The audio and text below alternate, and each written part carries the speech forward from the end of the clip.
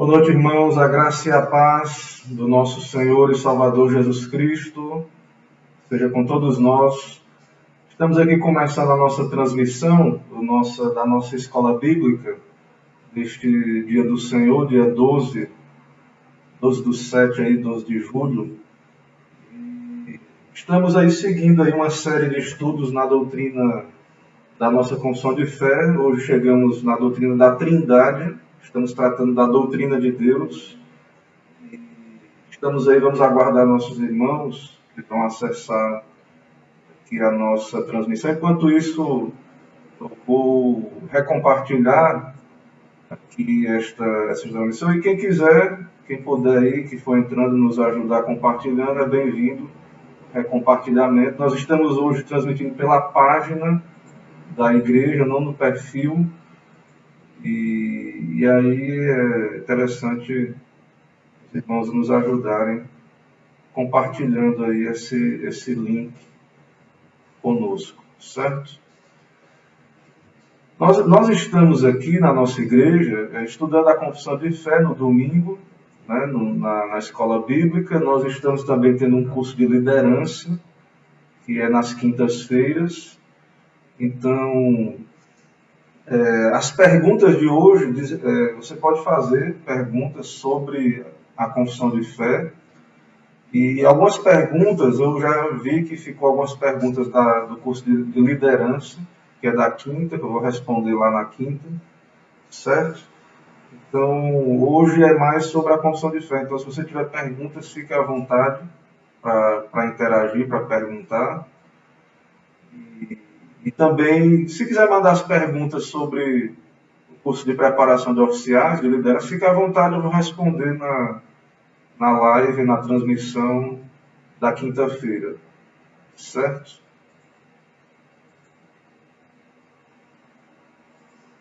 Deixa eu ver se eu consigo pegar o link aqui da transmissão para colocar lá na página da igreja, no perfil da igreja. Esse tempo aqui é um tempo para a gente esperar os irmãos irem acessando o nosso estudo. Peço a paciência de quem que já entrou. Peço um pouco de paciência para a gente começar com todo mundo aí, pelo menos uma boa parte já acessando. Ok, vamos ver aí quem foi que já acessou aqui a nossa live. Irmã Zuleide, Deus abençoe, irmã, graça e paz, boa noite. A irmã Zuleide chegou aí. Vamos ver se mais alguns irmãos acham aí o lugar da transmissão. Já mandei o link lá no grupo do WhatsApp da igreja, certo? E creio que logo mais outros irmãos irão nos ajudar a acessar o nosso link.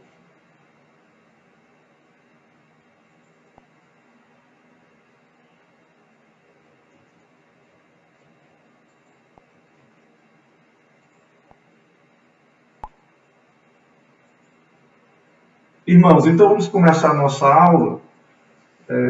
Hoje a aula 11 da Santíssima Trindade. E esse assunto, ele é um assunto que exige a nossa atenção, ele tem uma complexidade. Então você que está acompanhando aí a nossa live, fique à vontade para perguntar.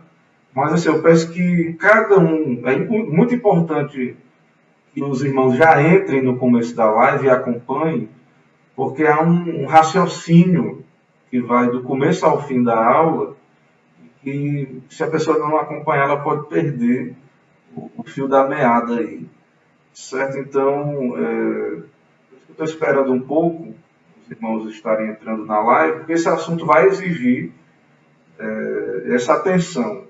Pode ser transmitido mais simples, esse assunto eu já vi de várias maneiras, mas eu vou seguir o pastor Spru, o livro dele, né, que eu estou traduzindo essas partes aqui. E é muito bom o conteúdo, a forma como ele faz, mas ele transmite muito bem o conteúdo, mas ele não simplifica tanto, certo? Então eu vou pedir a atenção os irmãos aí para a gente conseguir ter uma boa absorção aí do conteúdo. Certo? Então já chegou mais irmãs aí, irmã Bia, irmã Elda, irmã Mônica. Vou começar, vou orar, já está compartilhado aí o link. Vou começar e depois os outros irmãos entram, mas eu quero fazer essa recomendação aí, que os irmãos possam estar entrando no começo da transmissão para a gente não perder a linha de raciocínio, certo? Vamos orar então, vou fazer a oração, vamos orar. Senhor, louvado, exaltado, bendito seja o teu nome em toda a terra, neste dia, e do Senhor, poder te adorar livremente, poder pregar a tua palavra, ouvir agora a instrução da tua palavra.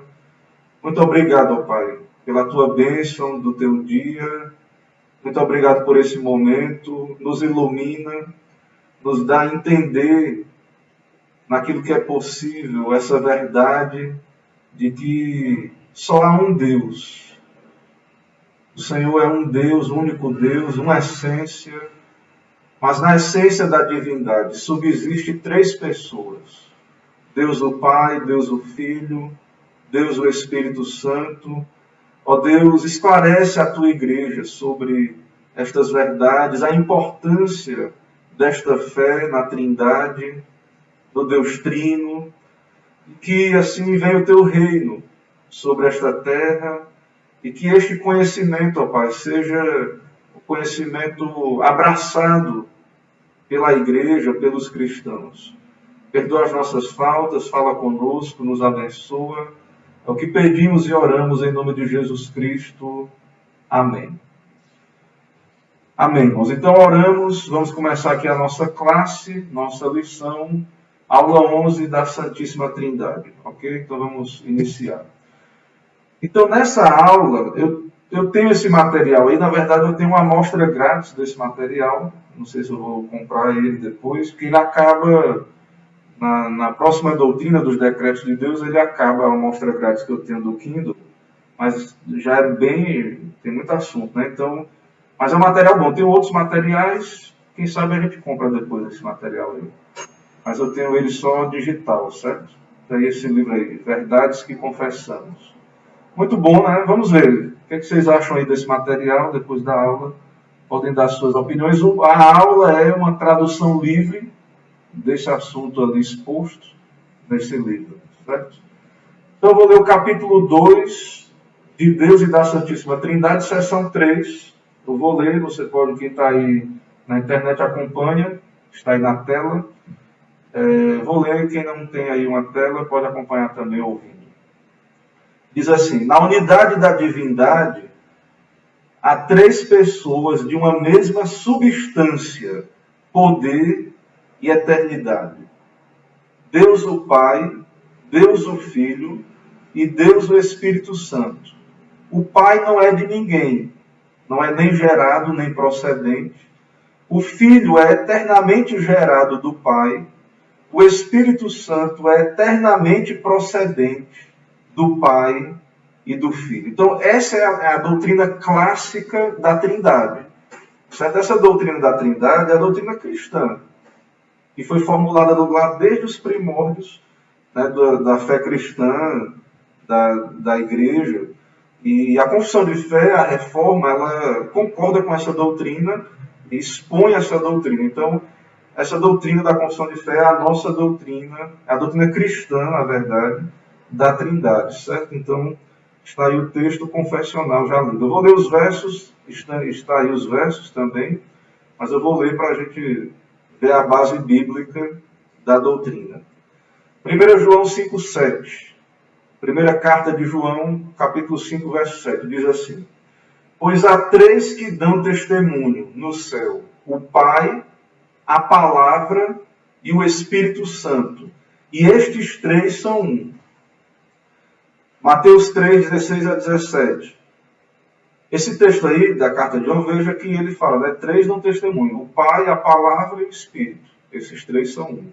Falando aí, dando uma referência à Trindade. Mateus 3, 16 a 17 é o batismo de Jesus, onde há ali as pessoas da Trindade se manifestando ao mesmo tempo. Porque muita gente diz que as pessoas, uma hora Deus se revela como Pai, outra hora como Filho, outra hora como Espírito Santo. E aí, no batismo de Jesus, os três ao mesmo tempo. Batizado Jesus, saiu logo da água, e eis que se lhe abriram os céus, e viu o Espírito de Deus descendo como pomba, vindo sobre ele, e eis uma voz do céu que dizia: Este é o meu Filho amado, em quem me comprazo. Então estava o Filho, a segunda pessoa, encarnada, estava a voz do céu, o Pai, e o Espírito descendo em forma corpórea, como pomba. Né? Então, nós temos aí a manifestação de cada uma das pessoas da Trindade, nesse batismo de Jesus. Mateus 28, 19, a grande comissão, texto conhecido, diz: Ide, portanto, fazer discípulos de todas as nações, batizando-os em nome do Pai e do Filho e do Espírito Santo. Batizando-os em nome da Trindade, Pai, Filho e Espírito Santo. 2 Coríntios 13, 13, a bênção apostólica, que em todo final de culto, na nossa igreja, é impetrada a bênção apostólica. Né? A graça do Senhor Jesus Cristo, o amor de Deus e a comunhão do Espírito Santo sejam com todos vós. Então a bênção apostólica invoca Jesus Cristo, Deus o Pai, Deus o Espírito Santo. No Evangelho de João, no capítulo 1, versos 14 a 18, fala um texto clássico aí: o Verbo se fez carne, habitou entre nós, cheio de graça e verdade, vimos a sua glória, glória como do unigênito do Pai. Né? João testemunha a respeito dele, exclama: esse é o de quem eu disse, que vem depois de mim, tem contudo a primazia, porque já existia antes de mim. Né? Então ele já existia. Né? Então, o texto aí de João vai falar da eternidade do Verbo, né? Que se fez carne no tempo, na história. João 15, 26, falando aí do Espírito Santo: quando vier o Consolador que eu vos enviarei da parte do Pai, o Espírito da verdade que dele procede, esse dará testemunho de mim. Então Jesus vai enviar o Espírito, o Consolador, que eu vos enviarei da parte do Pai, e esse dará testemunho de mim. Então veja a ação da Trindade aí. O Deus Trino, né? O texto bíblico muito claramente falando aí da Trindade. Gálatas 4, 6. E porque vós sois filhos, enviou Deus ao nosso coração o Espírito de seu Filho que clama: Abba, Pai. Vós sois filhos, Deus enviou o Espírito de seu Filho. Então essa referência aí trina, né? Trinitária. Ok? Então, esses são os textos bíblicos, certo? Eu vou agora entrar na exposição. Só ver se como é que está lá, se está bom o som, se o pessoal chegou, já entrou na live. Presbítero Isvanildo chegou, irmã Josi Matos, Graça e Paz, Romeu, Valmic, né? Irmã Marta Santana, Deus abençoe, irmã Nath Santana, Matos Assis, Emerson, todo mundo aí chegando, Deus abençoe, sejam bem-vindos aí à nossa classe. Fique à vontade aí para interagir, mandar suas perguntas e participar, certo? Irmãos, vamos então, venham, prestem bem atenção, acompanhe aí, porque vai precisar da atenção de todos. Há um raciocínio aí a ser desenvolvido, que eu vou falar de termos lá da antiguidade, e a gente vai ter dificuldade porque a gente pensa com as palavras de hoje. Então a gente tem que abstrair a mente e pensar como é que aquele povo pensava no passado. Mas vamos então. Nesta sessão temos uma breve definição da doutrina da Trindade. Nós temos aqui a antiga fórmula que diz que Deus é um em essência, mas três pessoas. Só há um Deus. Nós não somos politeístas, nós não cremos em vários deuses. Mas não é Pai, Filho e Espírito, são três? Não, é um Deus só. É uma essência, é um Deus. Nesta essência divina subsiste três pessoas. Como é que é isso? É o que a gente quer tentar entender hoje um pouco.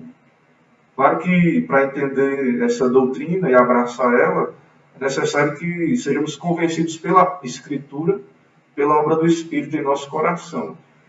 Mas vamos ver então. Então nós afirmamos que há 3 pessoas na Trindade. Uma essência ou substância, mas 3 pessoas. Uma essência única, um Deus, mas 3 pessoas distintas. Certo? Quando falamos de Jesus Cristo, nós conhecemos uma pessoa com 2 naturezas ou essências, e isto complica a questão. Outro assunto complexo, que não é o assunto de hoje, mas também Jesus Cristo é complexo, porque a Trindade é o quê? É uma essência, 3 pessoas. E Jesus é o quê? É uma pessoa, 2 naturezas, uma divina e uma humana. Como é que pode? Como é que pode 3 pessoas, uma essência? Como é que pode isso? Como é que pode uma pessoa, 2 naturezas? Então, são assuntos complexos, certo? A gente não nega isso, não, que é complexo. Mas é bíblico, está revelado. Né? Então, a gente vai tentar entender isso. Para começar a entender isso, precisamos entender o conceito de pessoa. O que é uma pessoa? O que é o conceito de pessoa? Para nós, essa ideia de pessoa, né? Essa ideia de ser uma natureza e 3 pessoas é complexa para nós. Por quê? Porque nós entendemos pessoa como um ser individual. Cada indivíduo é uma pessoa para nós. Esse é o nosso entendimento moderno, né? É o modo como usamos a palavra. Quando a gente fala pessoa, a gente pensa o quê? Em um indivíduo. Então como é que é 3? Como é que Deus é 1 e é 3? Porque quando a gente pensa em pessoa, volta a dizer, a gente pensa num ser individualizado. Agora, acompanhe. Pessoa, a palavra pessoa vem do latim persona. Então você vai ter que fazer esse entendimento do que ela significa hoje, a palavra, e do que significava. É um exercício para a gente entender mais ou menos aí como é que funciona isso. Então, a palavra do latim, pessoa, né, não tinha o mesmo significado de pessoa hoje. Certo? No latim é diferente o significado. Na verdade, as palavras elas vão ganhando o significado com os usos, que é o que vamos ver. Então, o cristianismo, os teólogos aí, nós vamos ver em Tertuliano, ele se apropriou dessa palavra do grego e ele deu um significado ali, ele aplicou na teologia um significado para a palavra. Então tinha um significado clássico do grego e isso foi também trazido para o entendimento teológico da coisa. Então Tertuliano foi o primeiro a usar essa distinção entre essência e pessoa, persona. Então a essência é uma coisa, pessoa é outra. Então para nós as coisas estão unidas, né? Uma pessoa é uma essência só e um indivíduo. Mas ele começou a aplicar aí a divindade a isso. Então persona tem um significado específico também lá na antiguidade. Tem um significado para a lei, para a questão jurídica, e tem um significado para o teatro. Agora você vai entender, eu vou ilustrar. Você lembra do teatro ali que tinha... Você já viu aquelas 2 máscaras do teatro grego? Uma máscara rindo e uma máscara triste? Vocês já viram isso? Tem uma foto aí, eu vou mostrar. 2 máscaras, uma tristonha, né, e outra alegre, que era usada no teatro. O ator ele entrava ali com aquela máscara, então uma hora ele interpretava o triste, a tragédia, e outra hora a comédia, a máscara alegre. Então, as máscaras tornavam o mesmo ator capaz de interpretar diferentes personagens. Mas o que é que isso tem a ver com a Trindade? Acompanhe até o fim da aula que você vai entender isso mais profundamente.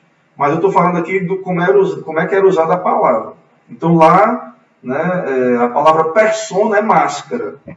Né? Então a personalidade é o que as pessoas veem que nós somos, as máscaras que as pessoas veem. Né? Então a gente fala personalidade é o que é visto fora, né? É a pessoa que é revelada ali.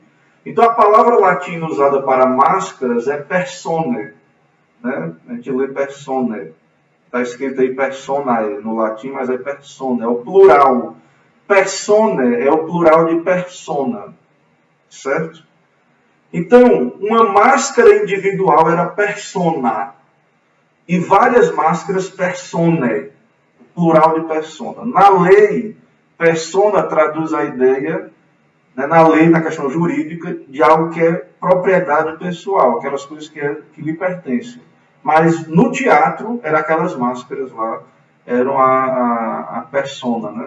Ali. Então, Tertuliano foi o primeiro a adaptar a palavra persona destes dois contextos, a lei jurídico e a lei e o contexto de teatro. Primeira pessoa a usar, adaptar essa palavra para fazer uma distinção entre essência e pessoa. Deus é uma essência e três personas. Três personas, né, que é no plural. Mas quer dizer então que cada pessoa é só uma máscara que Deus usa? Não. São três pessoas distintas. Mas a gente está desenvolvendo a ideia, certo? Então a ideia de persona tem a ver com aquelas máscaras lá. Então Deus é uma essência e três pessoas. Mas calma aí, tenha calma que você vai entender. Lá mais perto do fim vai ficando mais claro. Já os gregos usam um termo grego para designar as três pessoas da Trindade, chamado hipostasis. Certo? Os gregos, ali a persona é latim, mas também havia os gregos, a igreja que fala grega. Eles não entenderam as três pessoas como três existências e pessoas distintas, que é o modo como pensamos no uso da palavra atualmente. Então, se você fala assim para alguém, ó, são três pessoas, tem três pessoas, você pensa o quê? Três pessoas distintas, separadas. Né? Já os gregos usaram a palavra hipostasis para designar pessoa, mas eles não pensavam em três pessoas distintas, separadas. Né? Então, se nós falamos que as três pessoas, né, as três pessoas são três seres separados, isso é triteísmo. Isso é um tipo de politeísmo, é dizer que tem três deuses. Então são três pessoas, mas não são três pessoas separadas. Certo? Nós somos, irmãos, monoteístas. Só cremos em um Deus. Só há um Deus. Mas subsiste na essência divina três pessoas, né? Que não são separadas, que os três são um. Então, é problema que quando a gente pensa de pessoa, a gente pensa três pessoas separadas. Então, é um Deus e três pessoas distintas, mas não estão unidas, né? Essas pessoas estão unidas na essência da divindade. Então, o conceito teológico representado pela hipostasis é o de subsistência. Subsistência. O que é subsistência? Essa palavra para nós, ela é uma palavra subsistência, ela pode dar uma confusão mental, que a gente aprende na escola desde sempre, aquele negócio lá da agricultura de subsistência, né? Você já ouviu falar disso? Então, quando a gente pensa em subsistência, a gente pensa numa família que vive da terra e só consegue produzir o suficiente só para sobreviver. Não consegue ter produtos para vender, né? Que sobrem, para poder ter um lucro. Então a palavra subsistência é usada assim, aqui no Nordeste é muito comum, né? A agricultura de subsistência, certo? Mas não é esse o significado de subsistência na teologia. Precisamos entender que, em certo sentido, aí é outra questão complexa, fique atento, é outra questão complexa agora que eu vou falar. Precisamos entender que, em certo sentido, Deus não existe. Ele existe, certo? Ele é real, mas, em certo sentido, podemos dizer que ele não existe. Como assim, né? Que negócio doido é esse? No sentido original da palavra existir. Essa é a questão que estamos tratando. Então, claro que Deus existe, ele é vivo, ele é real. Mas a palavra existir do latim, a palavra existir, aí desmembrando a palavra, né, vem de ex, que significa de ou fora de, sistere, que significa permanecer. Então, o significado literal de existere, ou existir, na antiguidade, era permanecer fora de. O que é que significa isso? Então, na língua latina, a essência ou ser, né, é a essência ou ser. Então, para os filósofos antigos, existir significa permanecer fora da essência ou da existência. Tem um gráfico aí que eu fiz, eu não sou um bom desenhista, mas eu desenhei esse gráfico para você entender. Então, tem um círculo aí que significa a existência. Fora do círculo é a não existência. né? Tem um ciclo. Então tem um tracinho aí. Existir, a existência, tem um pezinho dentro da existência e uma outra ponta fora, na não existência. Então nós existimos, né? Nós temos um pezinho aí dentro da existência e da não existência. Mas nós não estamos completamente fora do ser, da existência. Então, nós existimos em onde? Que a gente já estudou isso. Em Deus nós existimos. Né? Nele nós existimos, nós vivemos, nos movemos. Então, nós existimos. Então, para os filósofos, a gente está estudando aqui, isso aqui tem muito a ver com filosofia, né? Então, o pessoal acha que filosofia é fácil, né? Mas veja que estudar filosofia é complexo. Você tem que abstrair a mente aí e refletir bastante para poder entender alguns conceitos. Então, os filósofos têm a ideia de que as coisas da criação, como árvore, rochas, peixes, plantas, pessoas, existem pela virtude de ter um pé no ser e o outro no não ser. Certo? Eles estavam tentando captar a ideia de que nós não temos nosso ser dentro e fora de nós mesmos. Então, diferente de Deus, nós não somos seres perfeitos, eternos e imutáveis. Então, só Deus tem a existência pura. Nós, criaturas, não podemos existir senão em Deus. Nele nós vivemos, nos movemos e existimos. Então, nós, criaturas, temos existência. E o Criador tem pura essência. Ele não tem nem um pé fora do não ser. Ele é a pura essência. Né? Então, é isso que afirmamos quando queremos afirmar a existência de Deus. Queremos afirmar a sua realidade, o seu ser. Mas a existência de Deus não é igual à nossa. Nós existimos em Deus. Nós dependemos de Deus para existir. E Deus não. Ele é a pura essência, ele existe. Ele não precisa de nada nem de ninguém para existir. Certo? Então, é claro que na linguagem de hoje, quando falamos assim, Deus existe, o que é que a gente quer dizer? Que ele é real, né? Que ele não é um fingimento, que ele não é uma invenção, uma imaginação. Então, mas nesse sentido lá, né, ele é o puro ser, a pura essência, e nós é que existimos. Nossa existência depende dele, flui dele. Então, o termo existir descrevia criaturas finitas para os antigos. Essência se referia ao que é eterno, ao que é autoexistente, a pura essência. Então, Deus ele é autoexistente, ele é o eu sou. Né? Ele é o puro ser. Então, quando falamos que Deus é um em essência e três em pessoas, né? Nós confrontamos com outro termo usado aí pelos teólogos. Deus é um em essência e três em subsistência. Não é a subsistência do agricultor que está lá querendo sobreviver na roça, não é isso. Ele é um em essência, ele é o puro ser, né? Ele existe nesse sentido aí, né, que no mais pleno possível, diferente de nós existimos nele, então ele existe, ele é a existência pura, mas na essência de Deus tem três aí pessoas em subsistência. Nós usamos o termo subsistência para descrever pessoas que vivem na pobreza tentando sobreviver, né?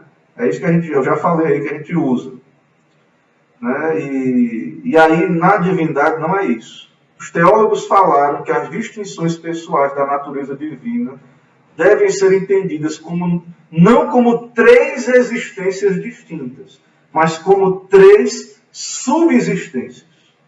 Então é uma essência, um Deus, e três subsistências. Não é três essências separadas, três existências separadas. É uma essência e três subsistências. Então a distinção na divindade de três pessoas é real, mas não essencial. Não essencial aí não é como a gente está falando hoje dos serviços não essenciais, né? Que não precisa. Então, essencial é comida, não sei o quê. Não é essencial aí, não é isso não. Não essencial aqui significa dizer que não significa dizer que não é importante. A gente está falando de essência. A gente está usando o termo metafisicamente. Então, não essencial significa dizer que não são três essências separadas. Que é uma essência só. Que a distinção entre as três pessoas da divindade não são essenciais, ou seja, que não há diferença de essência. Os três são uma essência. É uma essência só. É uma pura existência só. E três subsistências. Certo? Uma essência e três subsistências. Nesta única essência, há três subsistências distintas. Três seres, não fora da essência, mas dentro da existência de Deus. E nós distinguimos elas como o Pai, o Filho e o Espírito Santo. Será que dá para entender isso aí? É complexo? Né? É complexo, mas é uma essência e três subsistências. E nós conhecemos como pessoas. Ok? Os teólogos de Westminster, então, seguem a fórmula histórica nesse ponto, sendo extremamente cuidadosos em afirmar a plena deidade do Pai, do Filho e do Espírito Santo. Eles se desviam claramente do triteísmo e do politeísmo. Então, não somos triteístas, não são três deuses. É um Deus, uma essência e três subsistências, três pessoas. Nós negamos o politeísmo. Não temos três deuses, certo?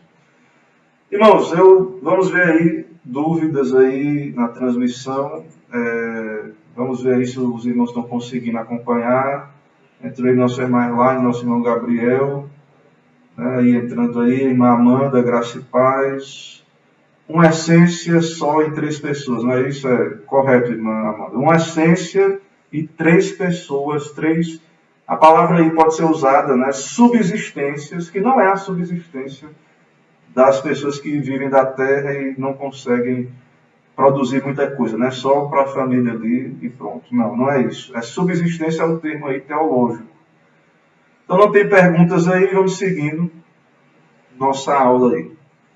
Em termos simples, os teólogos afirmam que Deus é uma existência.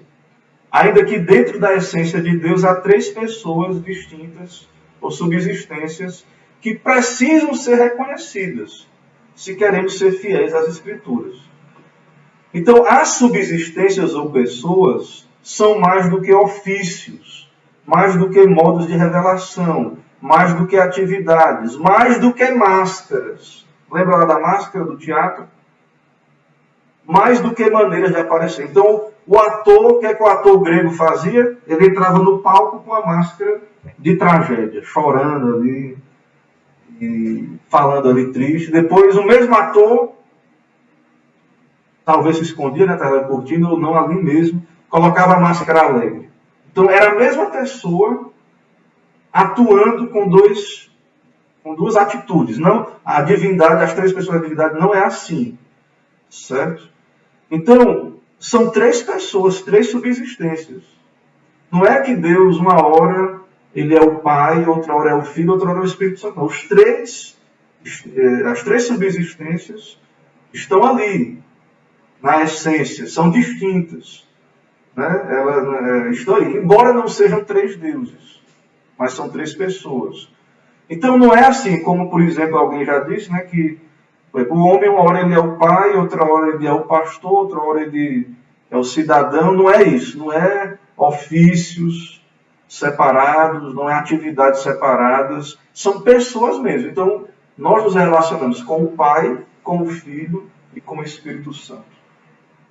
A igreja, historicamente, tem dito que nós não entendemos como Deus é três em um. A gente não acha. Mas, irmão, a gente não quer dizer que isso aí é fácil, não. Certo? Você entende isso aí? Você está entendendo isso aí que eu estou dizendo? Sei quem está explicando. Entende, mas não entende. Né? Como é que a gente vai entender isso?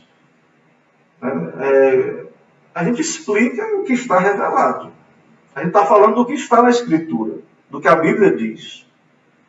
Então nós não entendemos muito bem, assim, como é que é três em um, não. Esse negócio de ser três, a gente vê o que é que está na Bíblia, tenta explicar. Mas nós entendemos que ele não é três deuses. Isso aí é claro. Isso aí tem que ficar claro na Bíblia toda. E não, isso aí dá para entender claramente. E é um ponto que a gente deve se firmar. Não são três deuses.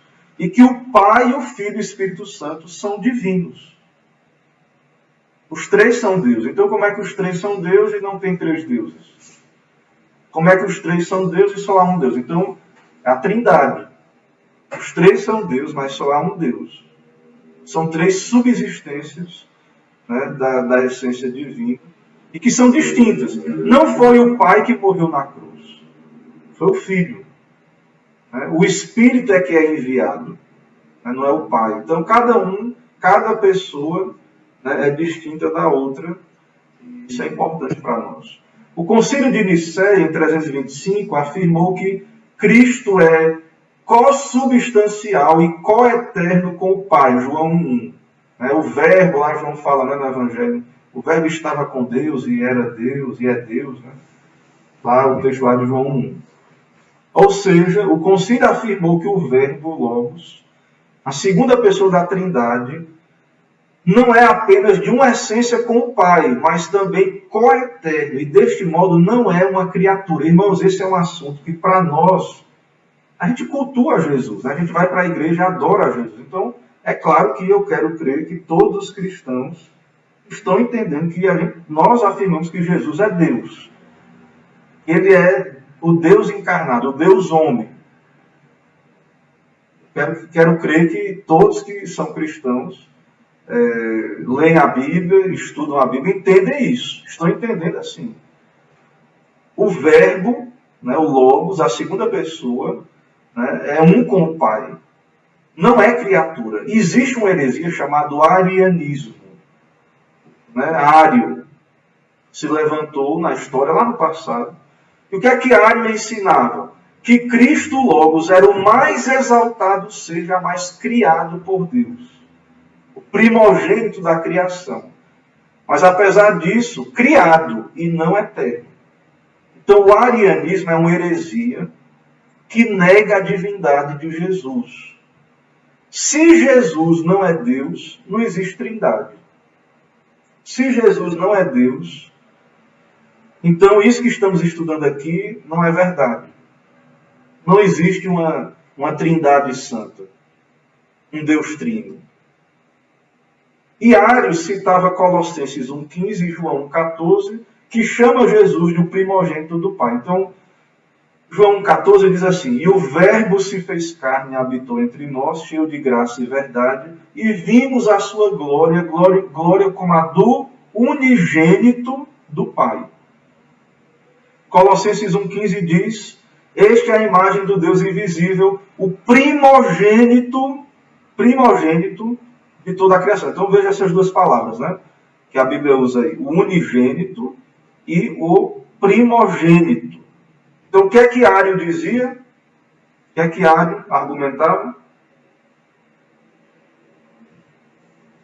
Se Cristo foi nascido, mesmo que tenha sido o primeiro nascido ou o primogênito, então houve um tempo em que ele não era nascido. Ou seja, Cristo é uma criatura.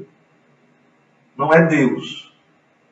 Ele é Deus para nós, ele é Deus e homem, é o Deus encarnado, mas ele existia eternamente. Ele é a segunda pessoa da Trindade Santa. Mas se Cristo é uma criatura, mesmo que seja a mais exaltada, agora veja aí, acompanha aí. Se Cristo é uma criatura, então adorar a Jesus é quebrar a lei de Deus. O que é que o primeiro mandamento diz? Não terás outros deuses diante de mim. Se Cristo é uma criatura, então os crentes todos estão em pecado. Todo domingo você vai para a igreja e está em pecado. Você está adorando uma criatura, um homem, um mero homem. Então, se Cristo é uma criatura, adorar a Jesus é violar o primeiro e o segundo mandamento e engajar-se em idolatria. Então, os cristãos são idólatras. Por que os cristãos não são idólatras e podem adorar Jesus? Porque ele é Deus. Então, o arianismo foi rejeitado no Concílio de Nicéia, mas o arianismo continua existindo, continuou firme e forte. Hoje ainda tem muitos arianos aí. Eu espero que não na nossa igreja, né, no meu evangelho, mas quem sabe. Né? Mas, infelizmente, existem aí algumas seitas, né? Infelizmente, as Testemunhas de Jeová, por exemplo, negam a deidade de Cristo. E eles usam os mesmos argumentos dos arianos, certo? Então, eles vão dizer que Jesus ele é uma criatura. Né? Eles vão dizer isso, eles não creem na Trindade. Então, não estou dizendo que nós somos contra as pessoas, a gente ama as pessoas, mas eu estou falando de doutrina, de verdade, do que está na Bíblia, certo? Estou falando daquilo que está na Escritura. Então, por amor, até mesmo às pessoas, a gente tem que dizer, ó, a Bíblia diz que Jesus é Deus. Ele é Deus, é o Deus homem. Ele vai voltar como Deus e homem para julgar.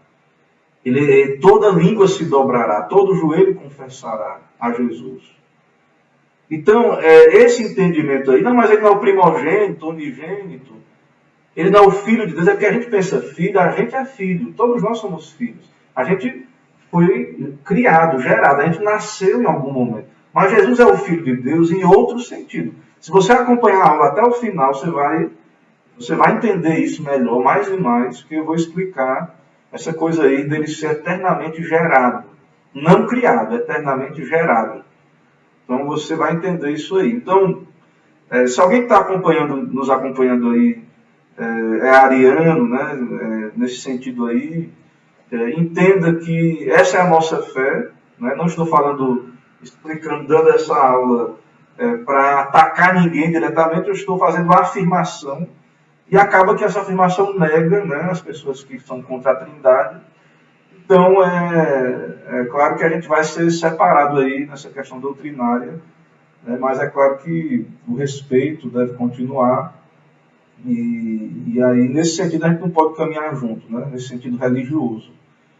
Mas em outros sentidos, a gente pode sentar para conversar. Os arianos usavam métodos comuns em seus dias. É uma guerra. A gente fala assim hoje, parece tenso, né? É meio tenso assim. Você está negando a doutrina de outros grupos, né?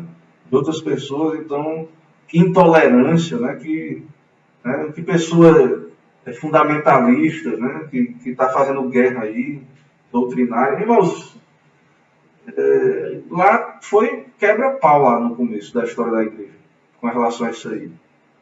E eu quero dizer para os arianos, né, para quem segue, que o arianismo perdeu. Então a igreja ortodoxa, o cristianismo clássico é trinitariano. Quase que perdeu, né, mas o trinitarianismo venceu. E os arianos, eles usavam métodos comuns em seus dias para divulgar suas ideias. Eles diziam, só tem um Deus, Jesus não é Deus, né?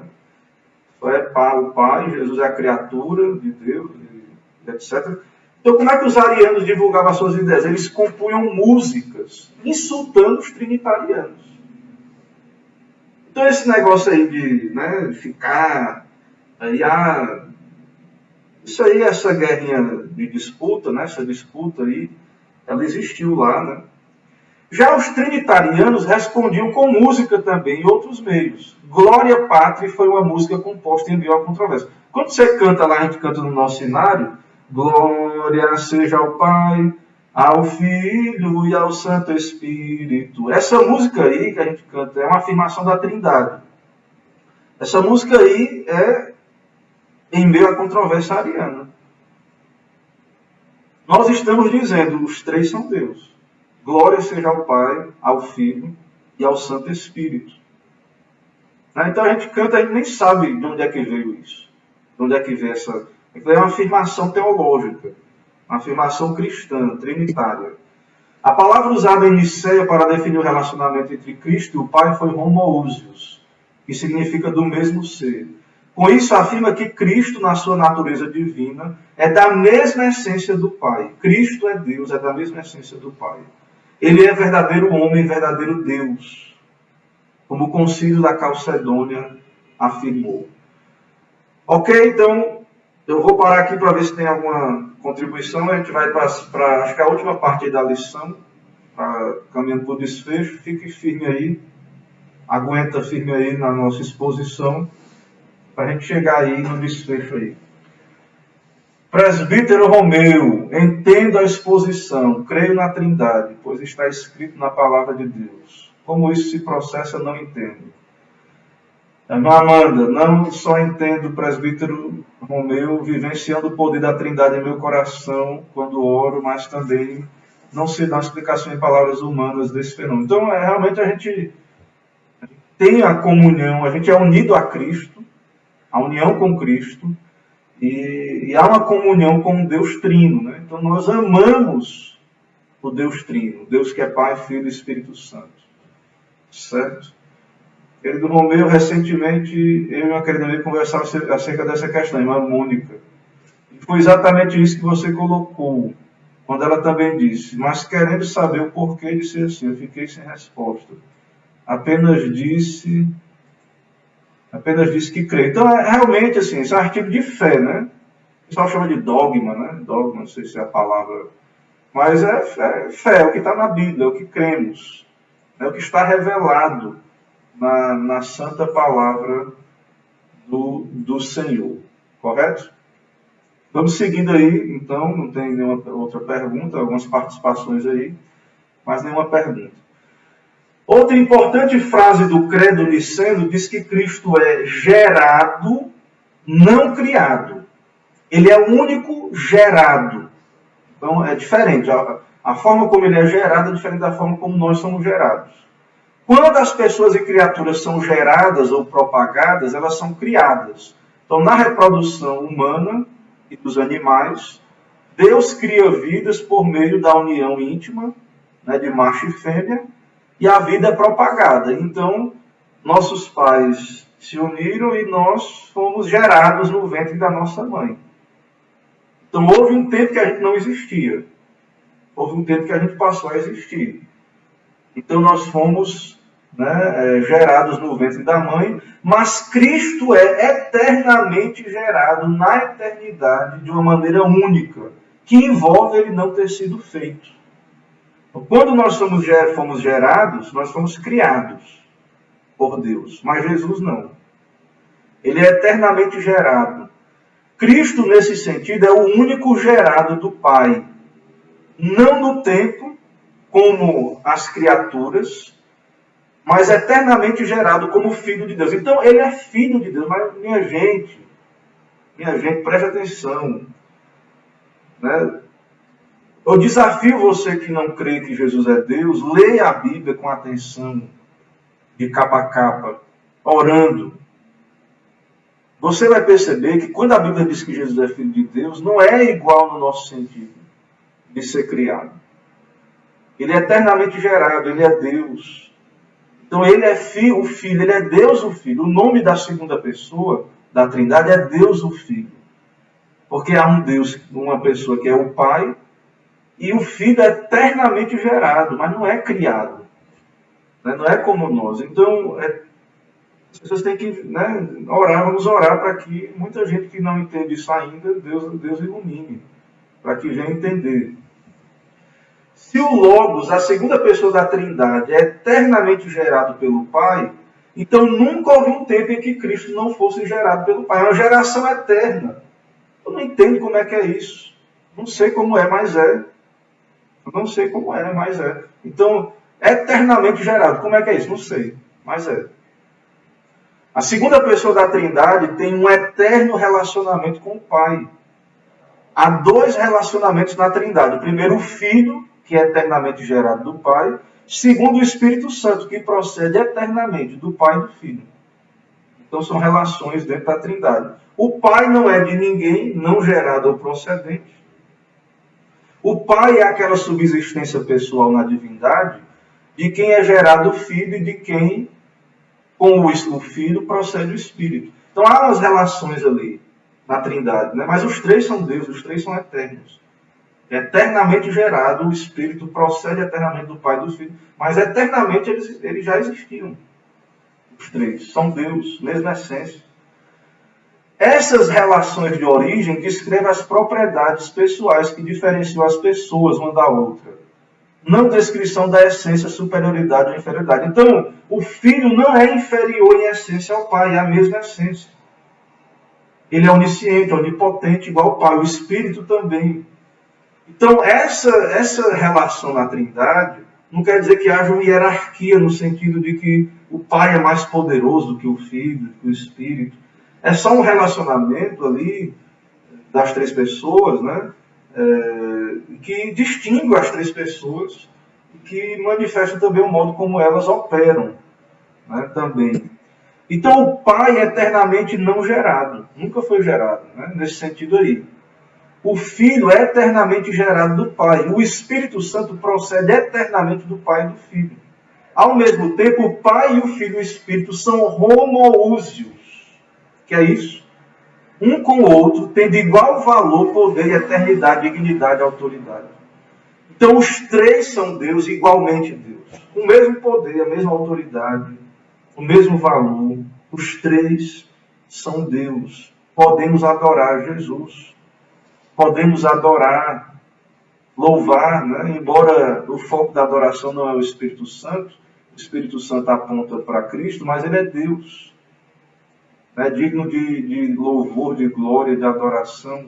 Quando vemos essas relações, então, devemos ter cuidado com qualquer ideia de subordinação, porque os três são um, não tem disputa. Isso aí não é o assunto não, viu? Mas isso aí é a base da relação de marido e mulher, né? Da relação aí, não é que a mulher é inferior ao homem, é uma questão de relacionamento. Né? A mulher é a imagem de Deus, igual ao homem, mas há uma subordinação, porque primeiro o homem foi criado e depois a mulher. Então há uma base bíblica para o homem ser o cabeça. E essa base bíblica, inclusive, envolve esse entendimento da Trindade. Então, quando a gente diz que o homem é o cabeça, tem mulher que é mais inteligente do que o seu marido. Muitas mulheres casaram com o marido e elas são mais inteligentes. Porém, e Deus não é assim, né? Os três são igualmente oniscientes, onipotentes. Mas mesmo assim, o homem tem uma posição na relação de cabeça, de liderança. Né? Então, é diferente aí. Quando a gente entende o que a Bíblia diz, não é uma questão só de uma hierarquia dura. Né? É uma questão, para a coisa funcionar bem, cada um opera na sua função. Cada pessoa cumpre o seu papel. Então, esse é o modelo de família cristã, de relacionamento homem e mulher, tem um pouco a ver aí com essa questão. Certo? Então, não é o assunto aqui, mas só para aproveitar para dar uma pincelada aí e já deixar como um ponto aí para a gente voltar depois. O Filho, Jesus, assume um corpo e uma alma humanos na encarnação, a verdadeira natureza humana. Então, Jesus é Deus, um com o Pai, mas ele assume a nossa natureza humana. No seu estado de humilhação, o Filho se submete ao Pai, na sua humanidade. Mas essa submissão não envolve nenhum tipo de subordinação na divindade. Continua sendo Deus. Mas ele vem como servo sofredor, humilde. Ele encarna, ele vem, mas ele é Deus. Entende? Então, na questão da humanidade, ele vem para servir, ele vem para cumprir a missão do Pai. Mas na divindade, os três são um. Então, eles operam não um contra o outro, eles operam em conjunto. Eles operam os três ao mesmo tempo. Na criação, e disse Deus, o Verbo estava ali, e o Espírito. Então, Deus opera, a Trindade opera junto. Não há desacordo na Trindade. Não há essa coisa de só subordinação apenas, né? Há uma ordem. Os teólogos chamam isso de economia da Trindade. Uma ordem. Certo? Isso é assim, impossível. Por que é impossível essa subordinação dura, né? No sentido que a gente pensa hierárquico, né? Porque o Filho é homoúsios com o Pai, de acordo com a sua natureza divina. Então, tudo em acordo ali, no sentido de que os três são um. A mesma vontade, o mesmo propósito, então não há dificuldade nisso aí. Irmãos, eu encerrei aqui aqui a aula, né, os esboços aqui, os slides. Então, essa é a aula aí sobre a Trindade. Vamos voltar lá para eu ler, deixa eu voltar aqui para ler a Confissão de Fé, refrescar a memória e abrir para ver se tem alguma pergunta ali. Então, vamos voltar para a gente lembrar. Capítulo 2, seção 3. Na unidade da divindade há 3 pessoas de uma mesma substância, poder e eternidade. Então, os 3 têm a mesma substância, o mesmo poder e a mesma eternidade. Deus o Pai, Deus o Filho, Deus o Espírito Santo. O Pai não é de ninguém, não é gerado, nem procedente. O Filho é eternamente gerado do Pai. O Espírito Santo é eternamente procedente do Pai e do Filho. Ok? Então, esse é o texto, os versículos lemos, né, a exposição aí do reverendo Sproul, né, do seu livro, que já demos os créditos aí. Então está aí a nossa aula. Eu quero crer que o Sproul é um bom expositor e a gente aprendeu aí um pouco sobre a Trindade. Não quer dizer que é fácil, não quer dizer, mas é questão de fé. É uma verdade mais para adorarmos, né, do que para ser recebido assim só com a razão, né, o intelecto. Embora Deus ilumine a nossa mente também. Ok, então vamos lá ver se tem ainda alguma participação aí. Presbítero Romeu, né? Acredito, Mônica, que entender com a mente humana que temos, não entendemos, talvez na eternidade. Ok? Então é só uma participação e um diálogo. Vamos ver se tem alguma pergunta. Estava falando sobre isso hoje. Né? Então, que bom, esses assuntos, irmãos, são assuntos que a gente tem que conversar, né? É o dia do Senhor. Ensine isso aos seus filhos. Né? Instrua seus filhos nessa doutrina. Né? Porque vai vir outros ensinos aí. Né? Se você não ensinar hoje o seu filho, se ele não aprender, né? Então um dia ele não vai entender o porquê. Que nós somos trinitarianos, vai vir depois outro ensino, ele vai ter a possibilidade de se desviar dessa fé bíblica. Não é, Emerson? A Trindade é um dos maiores paradoxos da Escritura, né? Emerson aí dizendo, ok, então, participação dele aí. Irmã Bia, o que significa a expressão filho do homem? Tem a ver com a questão do nascimento. Filho do homem, essa expressão ela está lá no livro de Ezequiel, também, essa expressão. Então, eu entendo particularmente que a ideia de filho do homem tem a ver com a ideia messiânica, né? E, de fato, o Messias seria o filho do homem, né? Ele seria nascido de mulher. Ele viria a esse mundo, né? Na nossa humanidade. Então, ele é o filho do homem, né? Ele é o segundo Adão, esperado, né? O Messias esperado, o servo que o Senhor haveria de enviar para salvar. Então, eu creio que quando o judeu ouvia filho do homem, ele lembrava de Ezequiel. Ele lembrava lá do Antigo Testamento. Né? Ele lembrava, né, de que Jesus ele é o profeta. Né? Ele é o profeta, sacerdote e rei. Ele é o Messias vindouro. Então, eu entendo por aí a ideia de filho do homem. Né? Mas ele é o filho do homem nesse sentido. Em certo sentido também, ele se tornou homem verdadeiro. Né? Então, ele é verdadeiro Deus e verdadeiro homem. Lá na frente, a gente vai estudar a cristologia, que é a Trindade. Né? Então, é outro assunto complexo, é outro assunto que exige atenção, que é a cristologia, a doutrina de Cristo, né? As naturezas de Cristo. Então, a gente vai estudar isso aí, né? Vai ser bom para a gente também conversar. Irmãos, então a aula, a gente vai chegar ao fim da nossa lição, Deus abençoe. Chegando aí a 1 hora, é bom a gente acabar, realmente, para que o vídeo fique nesse horário aí, fica mais fácil de compartilhar. Todos são bem-vindos, louvado seja Deus pela participação de cada um, Deus abençoe. Então, vou encerrar a transmissão. Vamos orar brevemente, encerrando. Senhor, louvado seja o Teu nome por essa aula, aplique essas verdades a cada coração, nos abençoa. É o que pedimos ao Senhor, em nome de Jesus, Teu Filho amado. Amém.